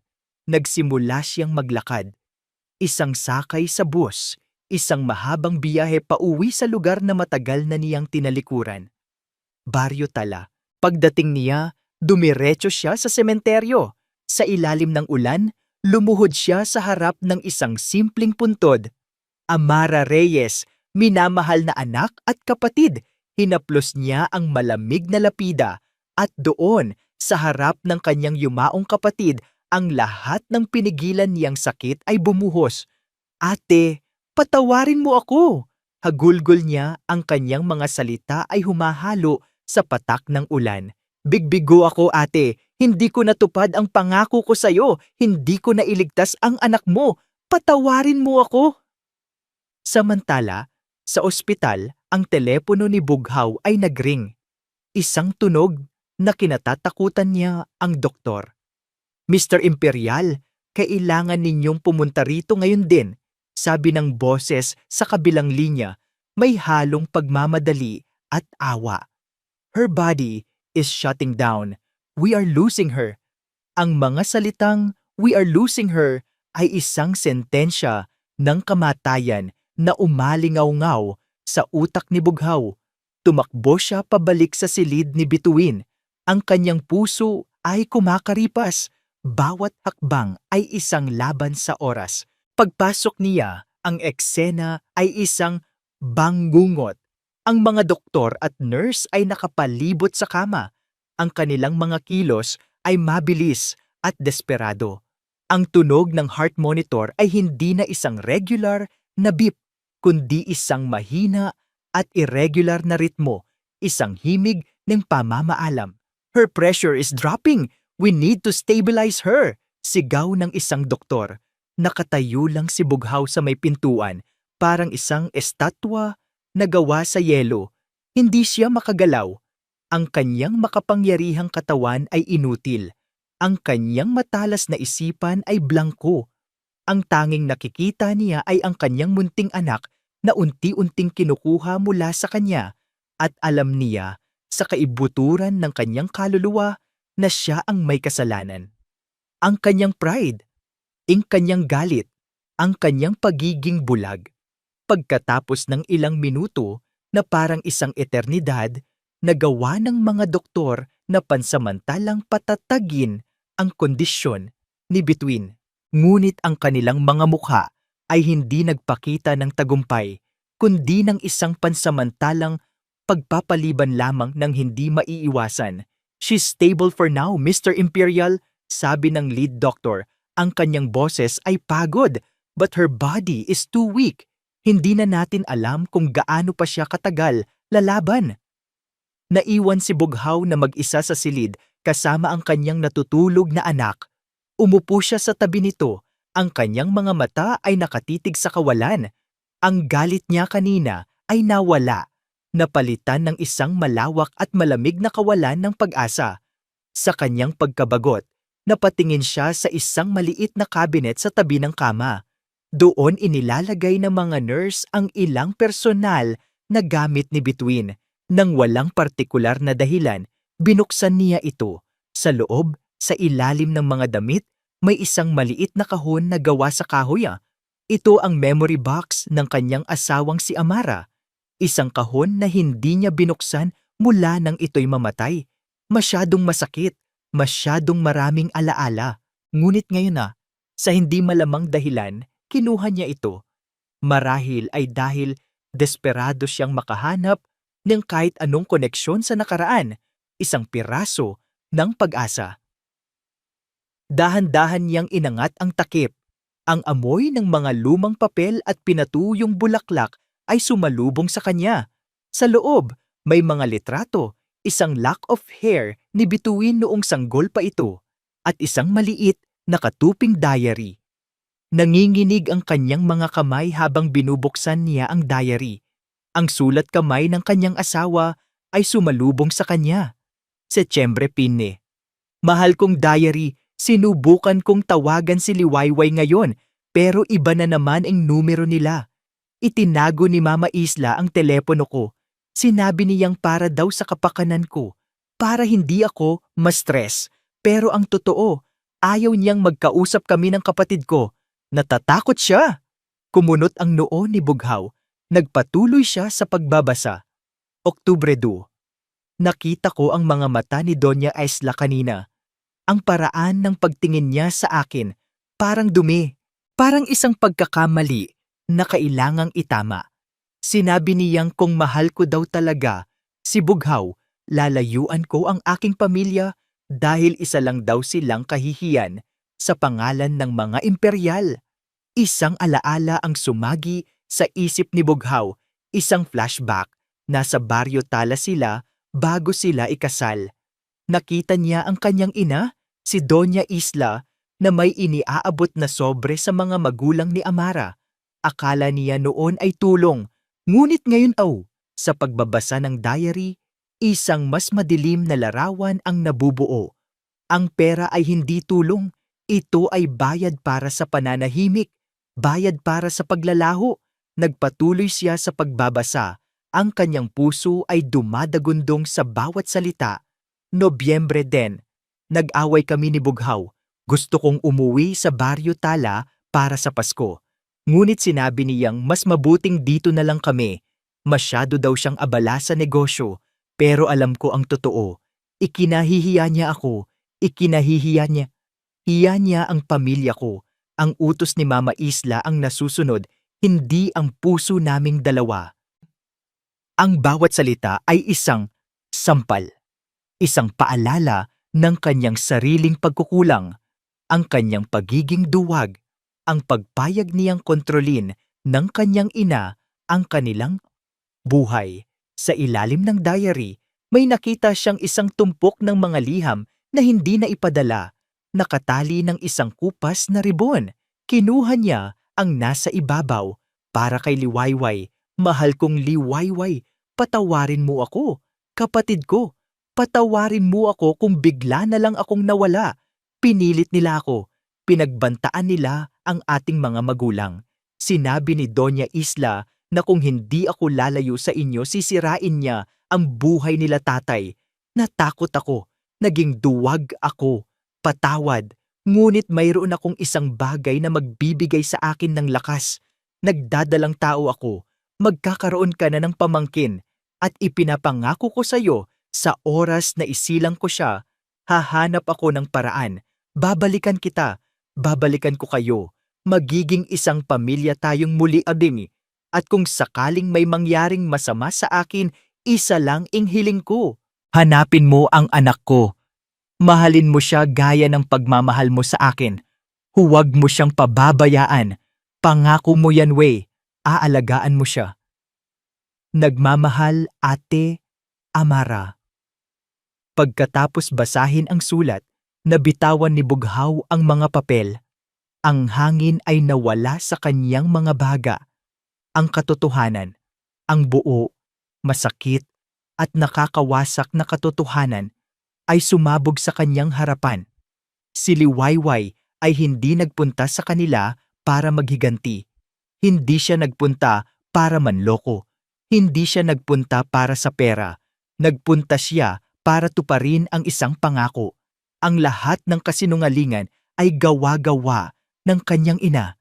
Ang lahat ng poot ay lason na itinanim nito sa kanyang isipan. At siya, sa kanyang pagiging bulag, ay naniwala. Hinatulan niya ang isang inosenteng tao. Itinaboy niya ang tanging taong tunay na nagmamahal sa kanyang anak. Itinaboy niya ang huling pag-asa. Tumingin siya kay Bituin na payapang natutulog, hindi alam na ang kanyang buhay ay nasa bingit ng kamatayan dahil sa kasalanan ng kanyang ama. Ang pagsisisi na naramdaman ni Bughaw ay napakatindi, na parang isang alon na lalamon sa kanya ng buo. Ang kanyang kayabangan ay hindi lang pumatay sa pag-asa, papatayin nito ang kanyang anak. Sa isang iglap, ang lahat ng pagkalito at galit ay nawala. Napalitan ito ng isang malinaw at desperadong layunin. Tumayo siya, ang kanyang mga mata ay namumula sa pinaghalong luha at determinasyon. Kinuha niya ang kanyang telepono, hindi para sa isa pang doktor, kundi para sa kanyang piloto. Ihanda mo ang jet, sabi niya. Ang kanyang boses ay nanginginig ngunit puno ng awtoridad na ngayon lang niya nahanap. Pupunta tayo sa Barrio Tala ngayon din. Bago siya umalis sa ospital, may isang huling bagay na kailangang gawin si Bughaw. Isang demonyo mula sa nakaraan na kailangan niyang harapin. Isang buhol na kailangan niyang kalagin. Naglalakad siya sa pasilyo ng ospital na parang isang bagyo. Ang kanyang mga mata ay nag-aapoy sa isang matuwid na galit na ngayon lang niya naramdaman. Natagpuan niya ang kanyang ina sa isang pribadong waiting lounge, kalmadong umiinom ng tsaa na para bang ang mundo ay hindi gumuho sa paligid nila. Mama. Ang salita ay simple, ngunit ang bigat nito ay yumanig sa silid. Tumingala si Doña Isla, isang ngiti ng tagumpay ang nasa kanyang mga labi. Bughaw anak, natauhan ka na ba? Nakita mo na ba ang tunay na kulay ng ahas na iyon? Hindi siya sumagot. Sa halip, lumapit siya sa mesa at inilapag ang diary at ang mga sulat ni Amara, isang ebidensya ng kanyang mga kasalanan. Basahin mo, utos niya. Ang kanyang boses ay walang emosyon. Tiningnan ni Doña Isla ang mga papel. At sa isang iglap, ang kanyang kalmadong maskara ay nabasag. Ang pagkilala at pagkatapos ay ang takot ay gumuhit sa kanyang mukha. Saan mo nakuha yan? Iyan ba ang inaalala mo? Hindi ang katotohanan na nakasulat diyan? Tanong ni Bughaw. Ang kanyang boses ay nagsisimula ng manginig sa galit. Sinira mo ang buhay niya, Mama. Sinira mo ang pamilya niya. Pinaghiwalay mo ang dalawang magkapatid na nagmamahalan.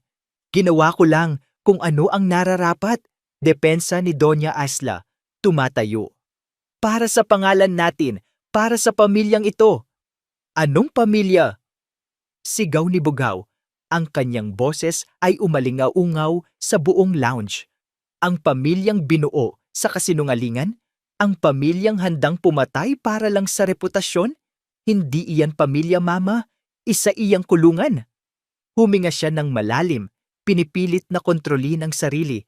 Minahal kita, iginagalang kita, Sinunod ko ang lahat ng gusto mo, kahit na ang ibig sabihin noon ay talikuran ko ang sarili kong kaligayahan, ang kaligayahan ni Amara.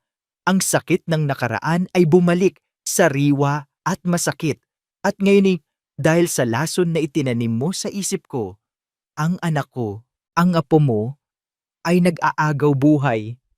Nakatitig lang si Donna Isla sa kanyang anak. Ang bughaw na nasa harapan niya ay hindi na ang sunod-sunurang bata na kaya niyang kontrolin.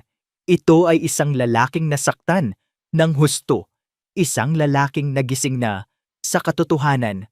Ginawa ko yon para protektahan ka, sabi niya. Ang kanyang boses ay naging isang pakiusap. Protektahan? Tumawa si Bughaw, isang tawang walang kasing pait. Hindi, Mama. Ginawa mo yon para sa sarili mo, para sa pride mo. Lumapit siya, ang kanyang mga mata ay diretso at matalim. Tapos na ako. Tapos na akong maging sunod-sunuran mo. Isang huling, nakakawasak na salita ang kanyang binitawan. Hindi ka na lola ng anak ko, at lalong hindi na kita ina. Sa mga salitang iyon, tinalikuran niya ito. Iniwan niya si Doña Isla na nakatayo, mag-isa, sa gitna ng mga abo ng imperyong itinayo niya mula sa mga kasinungalingan. Ang biyahe ng private jet papuntang Barrio Tala ay ang pinakamahabang oras sa buhay ni Bughaw. Ang bawat minuto ay isang karayom na tumutusok sa kanyang konsensya. Umaasa siya, nagdarasal siya, na hindi pa huli ang lahat. Paglapag ng eroplano sa pinakamalapit na airstrip, sumakay siya sa isang inarkilang sasakyan at nagmaneho na parang baliw. Pumasok siya sa Barrio Tala, isang lugar na simple at payapa, ang kabaligtaran ng magulo niyang mundo. Ang ulan kanina ay tumila na, ngunit ang mga kalsada ay maputik pa rin. Huminto siya at nagtanong sa mga taong bayan, "Ang pamilya Reyes po? Saan po sila nakatira?" Itinuro siya sa isang maliit na bahay kubo sa dulo ng isang makipot na daan. Sa likod nito, may isang ilog na umaagos. Bumaba siya ng sasakyan at tumakbo. Ang kanyang mamahaling sapatos na katad ay lumubog sa putik. Ang kanyang suit ay nabasa at narumihan, ngunit wala siyang pakialam. At doon, sa tabi ng ilog, nakita niya ito. Si Liwayway, nakaupo sa isang malaking bato, nakatingin sa agos ng tubig. Ang kanyang likod ay nakayuko sa bigat ng kalungkutan. Dahan-dahan siyang lumapit, natatakot na baka sa isang maling galaw ay maglaho ito na parang isang panaginip. Liwayway. Ang kanyang boses ay isang bulong. Lumingon ito. Ang mga mata nito ay namumugto at pula, ngunit walang bakas ng galit. Tanging isang malalim, nakakapanghinang kalungkutan. Hindi na niya napigilan ang sarili. Lumapit siya at sa ikalawang pagkakataon, lumuhod sa harap nito. Ngunit ngayon muda, hindi lang sa sahig ng isang karinderya, kundi sa putik, sa lupa.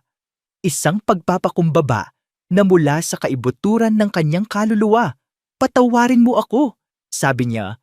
Ang kanyang boses ay basag sa pagitan ng mga hikbi na hindi na niya kayang pigilan. Hinawakan niya ang laylayan ng damit nito na parang isang makasalanang nagmamakaawa. "Patawarin mo ako, Liwayway, sa lahat ng ginawa ko, sa lahat ng sinabi ko. Nabulag ako, isang tanga, isang duwag." Ang mga luha ay malayang dumaloy sa kanyang mga pisngi, humahalo sa putik sa kanyang mukha. Pero ngayon, nakikita ko na ang lahat. Alam ko na ang totoo. Tumingala siya, ang kanyang mga mata ay puno ng pagsusumamo. Pero baka huli na ang lahat. Si Bituin. Liwayway, si Bituin ay mamamatay na. Ang mga salitang iyon ay tila gumising kay Liwayway mula sa kanyang pagdadalamhati. Ang kalungkutan sa kanyang mga mata ay napalitan ng biglaang pag-aalala at takot. "Ano? Kailangan ka niya?" sabi ni Bughaw. "Kailangan ka namin. Pakiusap. Sumama ka sa akin. Bigyan mo ako ng pagkakataong itama ang lahat ng pagkakamali ko. Iligtas natin siya, pakiusap. Tinitigan ni Liwayway ang lalaking nakaluhod sa kanyang harapan, ang hari na nawalan ng korona, ang amo na naging alipin ng sariling pagsisisi, at sa kanyang mga mata, nakita niya hindi na ang kayabangan kundi ang dalisay na sakit at pagmamahal ng isang ama. Ang parehong pagmamahal na nararamdaman niya para kay Bituin. Tumayo siya, at sa isang kilos na puno ng pagpapatawad na hindi kayang unawain ni Bughaw, hinawakan niya ang kamay nito at tinulungang tumayo. "Tara na," sabi niya. Ang kanyang boses ay mahina ngunit matatag. "Wala na tayong oras na dapat sayangin." Sabay silang tumakbo pabalik sa sasakyan. Ang kanilang mga kamay ay magkahawak pa rin. Isang desperadong pagtakbo laban sa oras, dala ang isang maliit at naghihingalong pag-asa. Ang biyahe pabalik sa Singapore ay isang karera laban sa kamatayan. Bawat segundo na nasa himpapawid sila ay isang segundong ninanakaw mula sa humihinang buhay ni Bituin. Paglapag ng eroplano, isang ambulansya na ang nag-aabang. Walang salitang namagitan kina Liwayway at Bughaw. Ang kanilang mga mata na puno ng parehong takot at pag-asa ang siyang nag-usap. Sa ospital, ang medical team ay kumilos na parang isang perpektong makina. Mabilis na inihanda si Bituin para sa operasyon. Si Liwayway naman ay dinala sa kabilang silid para sa huling mga pagsusuri. Bago siya tuluyang ipasok sa operating room, isang kamay ang humawak sa kanyang braso. Si Bughaw. Tiningnan niya si Liwayway na nakasuot na ng hospital gown. Ang babaeng minsan niyang hinamak ay ngayon ang tanging anghel na makakapagligtas sa kanila.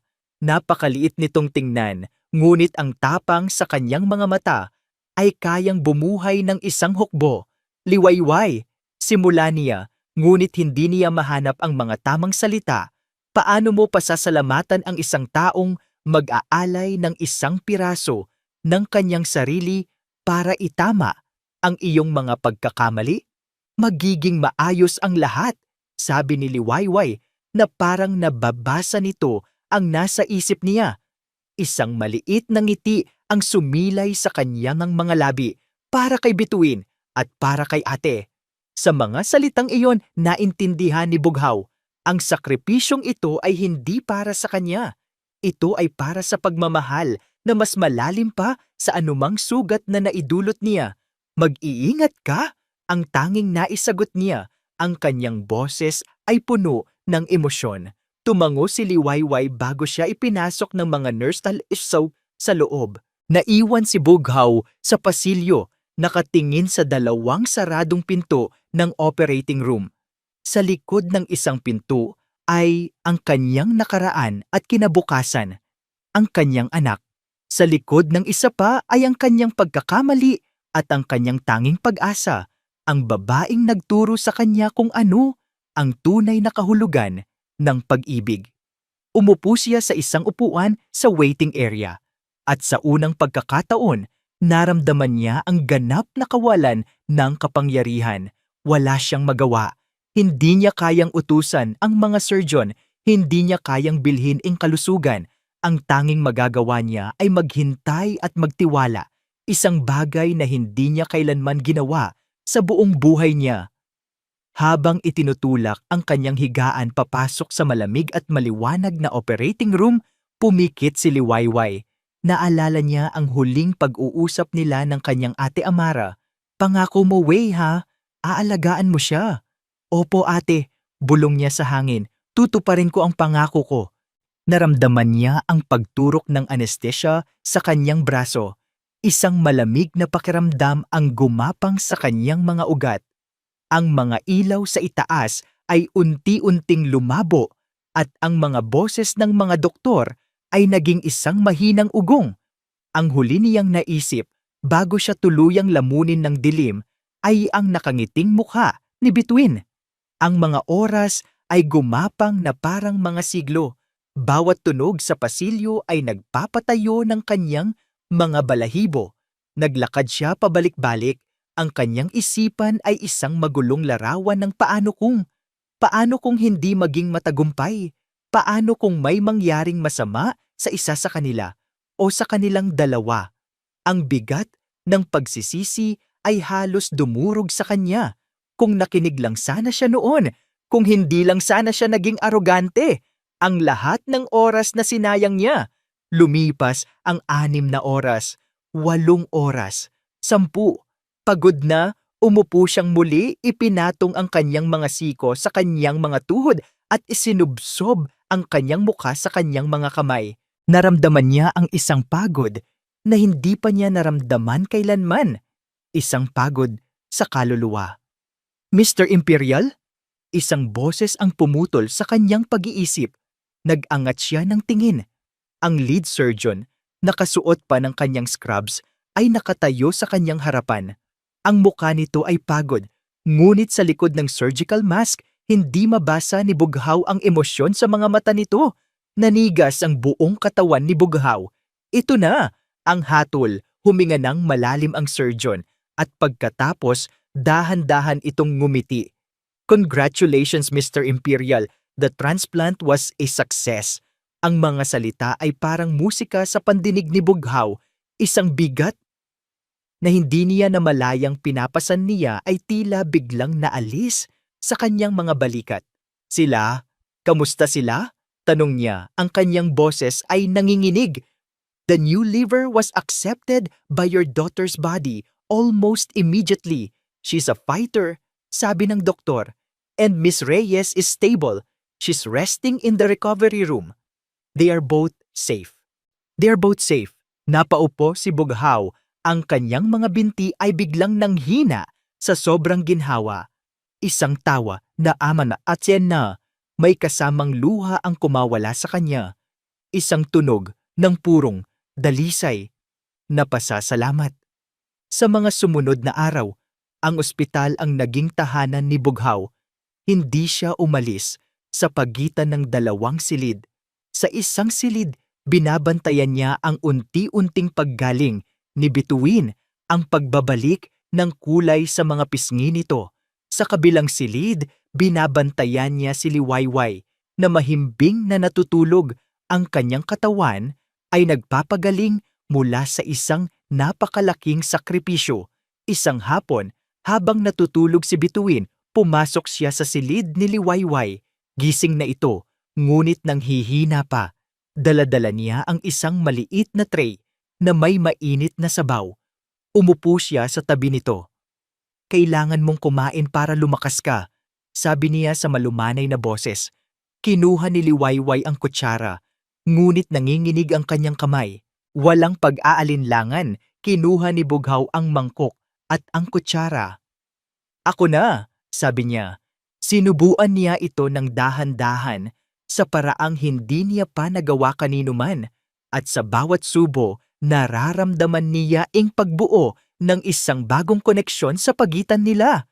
Hindi na utang na loob, hindi na pagsisisi, kundi isang bagay na mas malalim, pag-aalaga, respeto. Nang imulat ni Liwayway ang kanyang mga mata at makitang sinusubuan siya ni Bughaw, isang bahagyang pamumula ang gumuhit sa kanyang mga pisngi.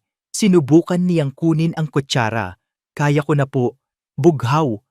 Ngunit umiling lang ito, isang maliit at tapat na ngiti ang nasa kanyang mga labi. Hayaan mo na akong pagsilbihan ka, kahit ngayon lang. Walang nagawa si Liwayway kundi pumayag. Habang kumakain, walang nagsasalita sa kanila. Isang komportabling katahimikan. Nang maubos ang sabaw, ipinatong ni Bughaw ang tray sa mesa. Hindi siya umalis, nanatili siyang nakaupo sa tabi nito. Hinawakan niya ang kamay ni Liwayway. Ang kanyang mga daliri ay marahan at puno ng pag-iingat. Ang balat nito ay mas magaspang kaysa sa mga babaeng dati niyang nakasama. Isang paalala ng buhay na puno ng pagtatrabaho at paghihirap. Ngunit para sa kanya, ito ang pinakamalambot na kamay sa buong mundo. Hindi ko alam kung paano magpapasalamat. Bulong niya, ang kanyang mga mata ay nakatitig sa kanilang magkahawak na kamay. Ang salitang salamat ay masyadong mababaw para sa ginawa mo. Ngumiti si Liwayway. Ang makitang muling ngumiti si Bituin, iyon na ang pinakamalaking pasasalamat para sa akin. Ipinapangako ko, Liwayway, sabi ni Bughaw, sa wakas ay tumingin sa kanyang mga mata. Mula sa araw na ito, hindi na kayo maghihirap pa. Aalagaan ko kayo, ikaw at si Bituin. Isang linggo ang lumipas. Sapat na ang lakas ni na Bituin at Liwayway para ilipat sa iisang silid. Sa unang pagkakataon mula nung operasyon, nagkita silang muli. Nakahiga si Liwayway sa kanyang kama nang dahan-dahang ipasok ng mga nurse ang wheelchair ni Bituin. Ang bata, kahit medyo payat pa, ay mayroon ng sigla sa kanyang mga mata. "Mama Way!" sigaw ng bata sa tuwa. "Bitu!" sagot ni Liwayway. Ang kanyang boses ay nanginginig sa saya. Tinulungan ni Bughaw si Bituin na maingat na umakyat sa kama ni Liwayway. Agad na yumakap ang bata sa kanya. Isang yakap na puno ng pananabik at pagmamahal. "Akala ko po hindi na kita makikita," bulong ni Bituin. Ang kanyang mukha ay nakasubsob sa leeg ni Liwayway. "Nandito na ako, mahal ko," sabi ni Liwayway habang hinahaplos ang buhok ng bata. Ang mga luha ng kaligayahan ay dumaloy sa kanyang mga pisngi. "Nandito na ako, hindi na kita iiwan." Nakatayo si Bughaw sa isang sulok, tahimik na pinapanood ang eksena. Ang dalawang pinakamahalagang tao sa buhay niya, magkayakap. Ang kanyang anak na nabigyan ng pangalawang buhay at ang babae na nagbigay ng pangalawang pagsikat ng araw sa kanilang madilim na mundo. Nakita niya ang isang buong pamilya, isang pamilyang hindi nabuo sa dugo o sa papel, kundi sa sakripisyo at pag-ibig. Nang gabing iyon, habang mahimbing na natutulog si Bituin sa pagitan nilang dalawa sa mas malaking kama, nakatingin lang si Bughaw kay Liwayway sa dilim. "Hindi ka na aalis pa sa tabi namin, Liwayway," bulong niya. "Isang pangako na mas matatag kaysa sa anumang kontrata." Hindi na. Lumipas ang 6 na buwan. Ang Villa Makiling na dati binabalot ng katahimikan at kalungkutan ay nagbago na. Ngayon, ang maririnig sa malalawak na pasilyo nito ay hindi na ang tunog ng mga yabag na puno ng pag-iingat, kundi ang masayang halakhak ng isang bata. Ang hardin na dati isang lugar ng mga lihim na pagtatagpo sa dilim ay naging isang palaruan na puno ng buhay sa ilalim ng sikat ng araw. Si Bituin ay ganap ng malusog. Ang kanyang buhok ay humaba na muli, ang kanyang mga pisngi ay naging mabilog, at ang kanyang enerhiya ay tila walang katapusan. Siya ang araw na nagbibigay liwanag sa buong mansyon. At si Bughaw ay hindi na ang malamig na hari na nakilala ni Liwayway. Ang pader ng yelo sa paligid ng puso nito ay tuluyan ng natunaw. Ngayon isa na siyang ama. Isang amang marunong maglaro ng habulan sa hardin. Isang amang nagbabasa ng mga kwentong pambata bago matulog. Isang amang hindi natatakot na ipakita ang kanyang pagmamahal. At si Liwayway, hindi na siya isang anino. Hindi na isang katulong. Siya na ang ilaw ng tahanan. Isang maaraw na Sabado, nagulat si Liwayway nang sabihin ni Bughaw na mag-empake sila ng kaunti. "May pupuntahan tayo," sabi nito. Isang misteryosong ngiti ang nasa kanyang mga labi. Ang mahabang biyahe ay nagtapos sa isang pamilyar na lugar.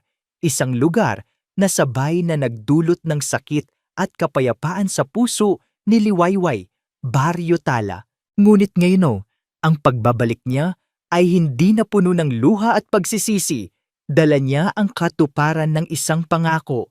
Naglatag sila ng isang picnic blanket sa ilalim ng isang malaking puno ng mangga, malapit sa ilog kung saan siya natagpuan ni Bughaw.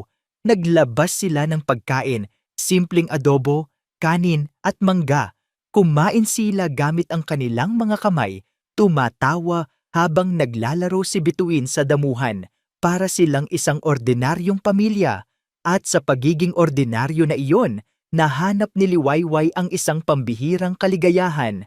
Pagkatapos kumain, dahan-dahan silang naglakad papunta sa sementeryo. Huminto sila sa harap ng puntod ni Amara. Malinis ito at may mga sariwang bulaklak. Alam ni Liwayway na si Bughaw ang nag-aalaga dito. Lumuhod si Liwayway at hinaplos ang pangalan ng kanyang kapatid. Sa likuran niya, naramdaman niyang hinawakan ni Bughaw ang kanyang balikat, habang si Bituin naman ay yumakap sa kanyang baywang. Ate, bulong ni Liwayway, ang kanyang boses ay puno ng emosyon. Nandito na kami, tinupad ko na ang pangako ko sa iyo. Tumingin siya kay Bituin. Ligtas na siya ate at masaya. Napakabuti niyang bata. Lumingon siya at tiningnan si Bughaw na tumango sa kanya ng may pagmamahal at may isang ama siyang gagawin ang lahat para sa kanya. Isang luha ng kapayapaan ang pumatak mula sa kanyang mata. Mahal na mahal ka namin ate, magpahinga ka na ng payapa. Nang hapon na iyon, habang papalubog na ang araw at nagpipinta ng kulay kahel at lila sa kalangitan, umupo silang tatlo sa tabi ng ilog. Si Bituin, na pagod na sa paglalaro, ay nakasandal sa dibdib ni Liwayway. Mama Way, sabi ng bata sa inaantok na boses. Ang simpleng mga salitang iyon ay nagpatigil sa mundo ni Liwayway. Mama Way, hindi na tita o Wayway lang, mama. Niyakap niya ng mahigpit ang bata. Hinalikan ito sa noo. Ano yon? Mahal ko. I love you po, sabi ni Bituin bago tuluyang makatulog. I love you too, my little star, bulong ni Liwayway. Tumingin siya kay Bughaw at nakita niyang nakatitig ito sa kanya. Ang kanyang mga mata ay nagniningning sa liwanag ng papalubog na araw. Alam ko na walang sapat na salita para humingi ng tawad sa lahat ng sakit na naidulot ko sa iyo, panimula ni Bughaw. Ang kanyang boses ay seryoso at malambing. At alam kong ang utang na loob ko sa iyo ay habang buhay. Umiling si Liwayway. Wala kang utang na loob sa akin, Bughaw. Alam ko, sabi nito, kaya sana paniwalaan mo ako kapag sinabi kong ang sasabihin ko ngayon ay hindi dahil doon. Mula sa kanyang bulsa, may kinuha siyang isang maliit na kahon. Binuksan niya ito. Sa loob, may isang singsing. Simple lang ito, isang manipis na banda na may isang maliit at kumikinang na diamante. Hindi ito magarbo, hindi ito nagpapakita ng kayamanan. Ito ay simple, tapat, at totoo. Hindi siya lumuhod. Sa halip, tinitigan niya si Liwayway ng diretso sa mga mata, puno ng respeto at pagsamba. Liwayway Reyes, sa buong buhay ko, akala ko ang pag-ibig ay isang kahinaan. Akala ko ang kapangyarihan at pera ang magliligtas sa akin, pero ikaw ang nagturo sa akin. Ang tunay na lakas ay nasa puso na handang magsakripisyo, at ang tunay na tahanan ay hindi isang mansyon, kundi isang taong handang manatili sa tabi mo. Huminga siya ng malalim. Nabigo kong bumuo ng pamilya noon, ngunit ngayon din binigyan mo kami ng pangalawang pagkakataon. Buin natin ang pamilyang pinangarap ng ate mo at ang pamilyang pinapangarap ko ngayon kasama ka.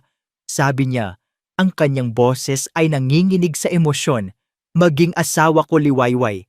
Hayaan mo akong mahalin ka at si Bituin sa abot ng aking makakaya sa bawat araw ng buhay ko. Ang mga luha ay malayang dumaloy sa mga pisngi ni Liwayway. Ngunit ngayon ang mga ito ay luha ng purong kaligayahan. Tumango siya, hindi makapagsalita. Isang simpleng tango na naglalaman ng lahat ng kanyang pagmamahal, pagpapatawad at pag-asa para sa kinabukasan.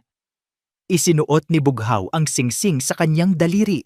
Sakto ito, perpekto. Dahan-dahan, inilapit niya ang kanyang muka at hinalikan ito. Isang halik na hindi lang puno ng pag-ibig, kundi puno rin ng pangako. Isang pangako ng isang bagong simula. Isang pangakong panghabang buhay habang magkayakap sila at si Bituin ay payapang natutulog sa kanilang pagitan. Pinanood nila ang huling sinag ng araw na magpaalam sa abot tanaw. At sa sandaling iyon aking huy sa isang simpleng baryo, sa tabi ng isang ilog, nahanap nilang tatlo ang kanilang tunay na anay na tahanan. Isang tahanan na hindi gawa sa bato o marmol, kundi isang tahanan na tinatawag na puso. At dito po nagtatapos ang ating kwento, ang aral na iniiwan sa atin ng buhay ni Naliwayway, Bughaw at Bituin ay simple lamang. Ang tunay na pamilya ay hindi laging nagsisimula sa dugo, kundi sa isang pusong handang tumibok para sa iba. Ang pinakadakilang yaman ay hindi salapi, kundi ang pag-ibig na kayang magsakripisyo, magpatawad at maghilom ng lahat ng sugat. Maraming salamat po sa inyong muling pagsama sa aming paglalakbay. Sana po ay nabusog namin ang inyong mga puso at nag-iwan ng isang ngiti sa inyong mga labi. Kung mayroon po kayong mga kwento o genre na nais ninyong marinig sa susunod, huwag po kayong magatubiling i-comment sa ibaba. Ang inyong boses ay mahalaga sa amin. Hindi dito nagtatapos ang ating paglalakbay. Marami pa pong kwentong kasing ganda at mas puno ng aral dito sa aming channel. Kung nagustuhan niyo ang kwentong ito, i-like, i-share sa pamilya at mga kaibigan at mag-subscribe na rin para lagi kayong updated sa mga susunod pa naming kwento. I-click niyo ang notification bell para kayo ang unang makarinig kapag may bago kaming upload. Pagpalain po kayo ng Panginoon, kayo at ang inyong buong pamilya. Hanggang sa muli, Kwentong Pag-ibig PH.